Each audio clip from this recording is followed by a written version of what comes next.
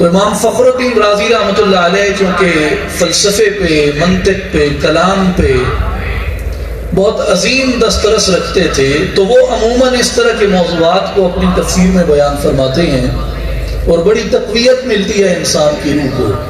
انہوں نے ایک واقعہ بیان کیا ہے سیدنا امام جعفر صادق رضی اللہ تعالیٰ عنہ کا، تفسیر کبیر میں،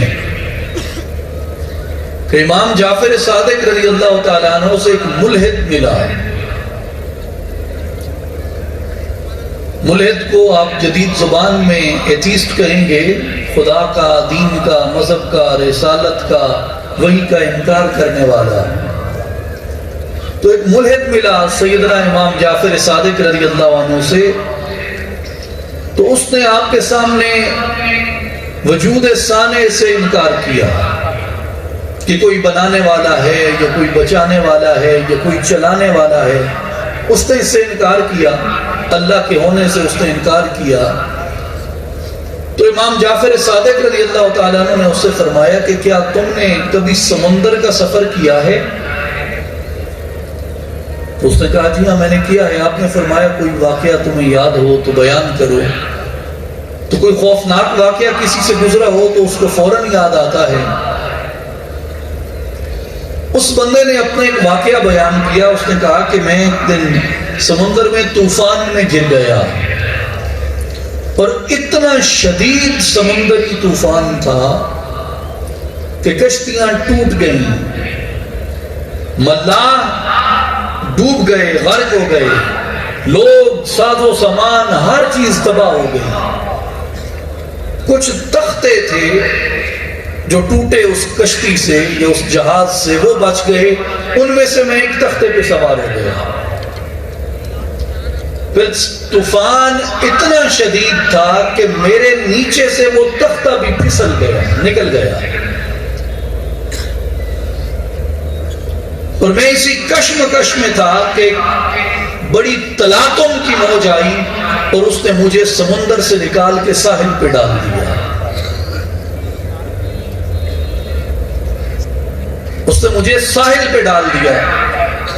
تو امام جعفر صادق رضی اللہ تعالیٰ عنہ نے اس سے سوال فرمایا کہ جب طوفان آیا تو تیرا اعتماد کس پہ تھا، تیری امید کس پہ تھی؟ اس نے کہا کہ کشتی پہ۔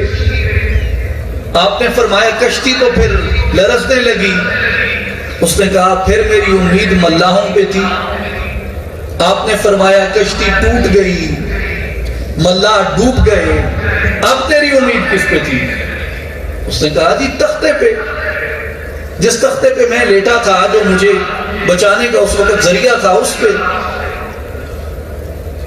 تو آپ نے فرمایا پھر تیرے ہاتھ سے وہ تختہ بھی چھوٹ گیا، کیا تمہیں امید ہو گیا؟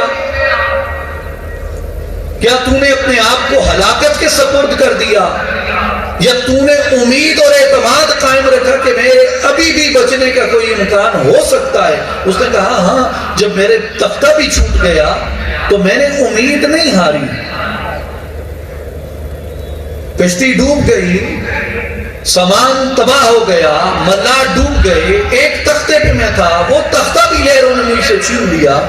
پھر کہتا ہے کہ جب میں سمندر کے پانی میں اکیلا تھا، مجھے بظاہر کچھ نظر نہیں آیا، لیکن میں نے زندگی کی امید نہیں ہاری۔